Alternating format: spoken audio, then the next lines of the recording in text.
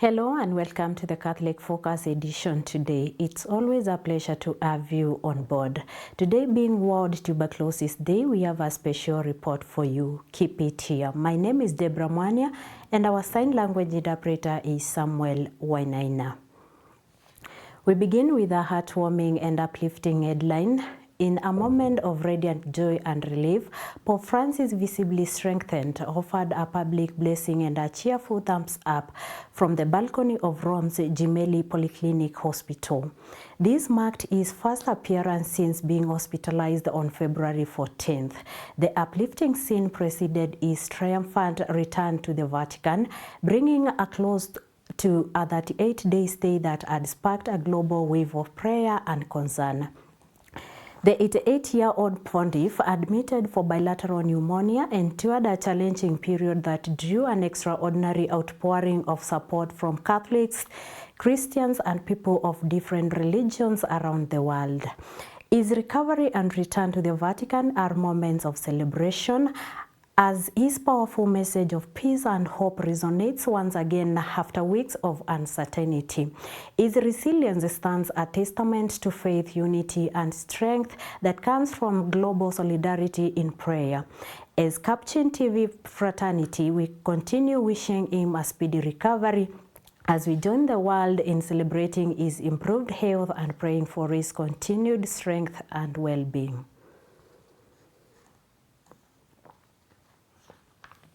Despite significant progress in the fight against tuberculosis, TB, the world's deadliest infectious disease, remains a major global health threat, according to the World Health Organization, WHO. Global efforts have saved an estimated 79 million lives since 2000.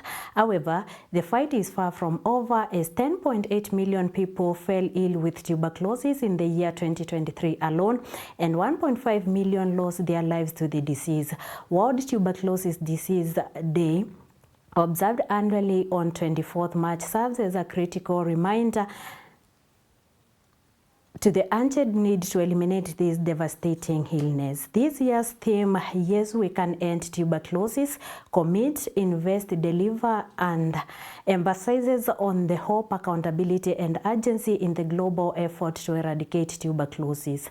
Our reporter Maureen Kimani has more details. In Kenya, where TB remains a pressing public concern, for the Lawrence Munyao, an nurse at Machakos Level 5 Hospital and a student at Aga Khan University, underscored key challenges in the fight against TB. Kenya ranks among the 30 highly affected because of HIV/AIDS. Prevalence is a bit high. That puts Kenya at a global place, as in it ranges number 30. Basically because of the high prevalence. Then number 2, Kenya, poverty. The levels of poverty are a bit higher. You may not know, you are staying in the town. But when you go down there and you see that the types of houses people are living in, they are pathetic. And then with a lot of children, there is no ventilation. So poverty also ranks Kenya, makes Kenya have high prevalence. He also emphasized the importance of recognizing TB symptoms. There are 3 cardinal signs for TB. We have got very many of them, but majorly 3 are very key. Number 1, cough, which is persistent for more than 3 weeks. Anybody can cough. So perhaps you have coughed in the morning, but you don't have tuberculosis. But any persistent cough for more than 3 weeks, that is a sign of tuberculosis. Number 2, night sweats. People with tuberculosis, they sweat a lot during the night. In fact, they wet the bed with sweat. And the third one, weight loss. They tend to lose weight very fast. They lose weight a lot. Then other signs are still there. They might have chest pains, pain on the chest, others feeling fatigue. For the Lawrence Munyao urged Kenyans to unite in combating TB by raising awareness and eliminating stigma. It's vital that everyone understands TB is treatable. While early diagnosis and consistent treatment, he explained. Just as the name says, yes, we can end tuberculosis. Yes, we can stop TB. And the reason as to why we can stop tuberculosis is because being a bacterial infection, then it is treatable with antibiotics which are specific for TB. And if we can end it, it begins with you and I. As the world marks TB Day, the call for increased commitment, investment, and effective TB services grows louder, especially in regions like Kenya, where collective action remains key to ending this preventable disease. Reporting for Catholic Focus, Maureen Kimani. Arise as role models of faith, integrity, and responsibility in your families and society. This is the call of Right Reverend Peter Kimani Ndungu, the Bishop Catholic Diocese of Embu, during Catholic Men Association CMA Mass that he presided over. During the CMA of St. Joseph at St. Peter's at St. Peter and Paul Cathedral over the weekend, Bishop Kimani urged men to take charge of their roles as leaders at home and in the community. He emphasized the need for men to build their families on the foundation of faith, progress, and education. Mwanaume katika familia kazi yake ni kuongoza.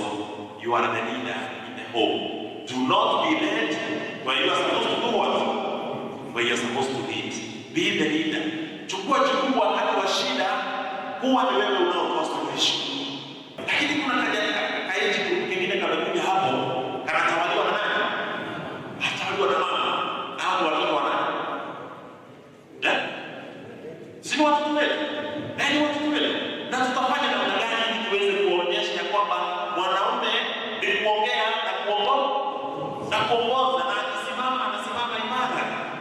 Ni kupitia kwa hiyo sisi wenyewe na kujaribu kuwazungumzia, kuwaonyesha katika mifano, kuwa available from their childhood, because one of the challenges we are having among the men, among the boys is wale ambao wanaitwa telephone fathers. Tunajua wa telephone fathers, kuna telephone fathers, wale ambao wanauzaka ng'ombe sasa zimezaliwa ngapi? Sasa mbuzi ni ngapi? Na sasa hivi wanaongea kwa simu. Kwa simu. Hata wanaume siku hizi wamekuwa ni telephone fathers. Hawataki uhusiano hata kidogo na watoto wao. Especially the boy child. You go into an institution katika shule zetu, unakuta wale walimu wengi ni kina mama. Juzi nilienda katika chuo chetu wa graduation ya walimu. Nikakuta wale ambao wana graduate wengi ni akina mama. Nikajiuliza, wale vijana wetu ambao wako shule, the boy child, who is mentoring them, who is teaching them? And a total of 107 boda riders in Murang'a town have attended an in-depth road safety workshop held at Kenya Medical Training College, KMTC Murang'a branch. The main theme of the workshop was Riders to Save Lives, and it was organized by Kenya Medical Training College in partnership with the county government of Murang'a, with the main aim being to increase riders' awareness of traffic rules and emergency response knowledge, ultimately reducing road accidents in the area. Peter Mwangi is our reporter. During the training exercise, Kennedy Mito KMTC Murang'a manager stressed the importance of empowering and equipping riders with the necessary skills to deal with emergencies and accidents. Mito added that such trainings would enforce road discipline among the riders, making them advocates for road safety. It has been noted that border riders are among the first responders to the sites of incidents, accidents, and where there are calamities. So, as an institution, Kenya Medical Training College, we came up with this initiative so that we empower at least 9,000 border riders countrywide. As a campus, we were targeting to train 100 of them on these skills, adapt riders to save lives, where we train them on the basic skills to respond to emergencies, where there are accidents and whatnot, so that they are able to preserve life in the process as the patient is being taken to the hospital. The border riders have been taught a number of skills. One of them is basically on how to handle somebody who has sustained fractures, so that they can prevent further complications. Somebody who is bleeding, probably from cuts, bruises and whatnot, so they are able to stop the bleeding. They are also able to save somebody who is been choked because maybe of fumes or whatever things that will cause choking. They are able to save a life as a result of somebody who's been choked. The other thing, burns also, is the other thing that they've been taught about. We've had a very successful training where we trained over 100 border riders on these skills. And as we release them to the community, we trust that whatever skills that they've gained today will be of benefit and will be able to prevent complications that arises when accidents or incidences occur. Jane Batia, the Deputy Manager, KMTC Murang'a, stated that first aid training plays a critical role in saving lives in case of accidents. Speaking on behalf of Boda operators, Peter Mwangi, who is the manager of Murang'a Boda Association, appreciated the initiative, noting its importance in improving road safety and the well-being of operators and passengers. Tumesoma mengi kuhusu ajali zenye ziko kwa barabara na zenye ambayo tunaweza jikinga wakati accident imefanyika. Pia tumesoma mambo ya financial venye tunaweza sisi kujiwekea kitu. Pia tumesoma mambo ya uzima wa mwili. So hiyo ni kitu ambacho tumefurahia sana kwa hii shule. Katika Kiharu tuko bodaboda 800 bodaboda riders wale registered, that in the Kiharu. On the Mukuyu there is 400. There's 250. Hapa town is around 300. Yeah. Kwa wenzangu ni kuambia tu wakati tuko kwa barabara tutii sheria za barabara zenye zinafaa, pia kwa speed hiyo nayo tuangalie sana kwa my colleagues, tuwe tuangalifu sana kwa speed. Pia ukienda kwa speed kali utaweza ona accident, itaweza kuharibia maisha. Hii program hatujaienda tena. So ni siku ya kwanza kama ni siku ya kwanza kukuja hii place pia kusoma hii program. Ni siku ya kwanza. So tunashukuru sana kwa hii program. Na ningependa pia government iendelee tu kuhimiza hii program iende ifundishe watu wa bodaboda hii program. Peter Mwangi, Catholic Focus, Murang'a. And still in Murang'a County, how well do you take care of your oral health? Dental health is very significant and it's necessary to give it the importance it deserves. A big population in the country have dental health issues, which as well affects their overall health. This too affects children who have not been taught how to observe oral health. And the Unilever company celebrated the Oral Health Day with primary school going children in Murang'a, and the theme, "A happy mouth is a happy mind." Take a look. Today we are here at Technology Primary School in Murang'a to teach the kids on the importance of good oral health hygiene as we commemorate World Oral Health Day. This is part of a wider effort that we're doing across Kenya. We're going to target around 1,000 schools and reach 1 million students, teaching them the importance of good oral health hygiene. Up to 50% of children aged 9 actually lose their primary teeth. And it's because of lack of adherence to proper oral health hygiene. So it's very important to teach children at an early age to take good care of their teeth. And there are simple rules.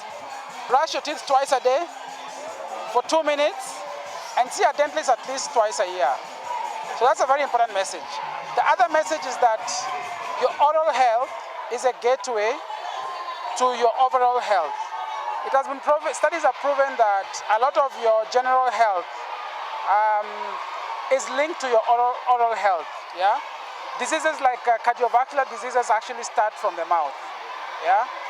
So bad bacteria in the mouth can be inhaled into your system and cause a lot of problems in your body, even including pneumonia. So emphasizing good oral health hygiene is not only just about the mouth, it's also about your general health as a whole.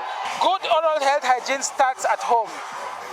with the parents, teaching the kids, reminding them to brush before they go to sleep and brush the teeth twice a day. So the whole community's involvement cannot be underestimated. Charity begins at home.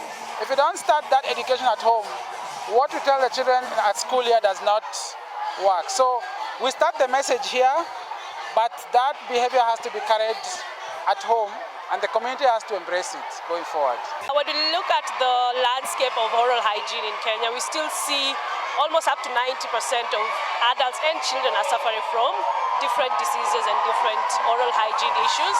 And a lot of it can be prevented if we have the right oral health hygiene habits, especially from when you're young. So brushing your teeth day and night can help prevent some of these diseases like dental cavities, gingivitis, bad breath, and then prevent even bigger diseases in the longer term view. And with that insight on oral health marks the end of our Catholic Focus edition today. My name is Deborah Mane, and our sign language interpreter has been Samuel Wainaina. Stay blessed.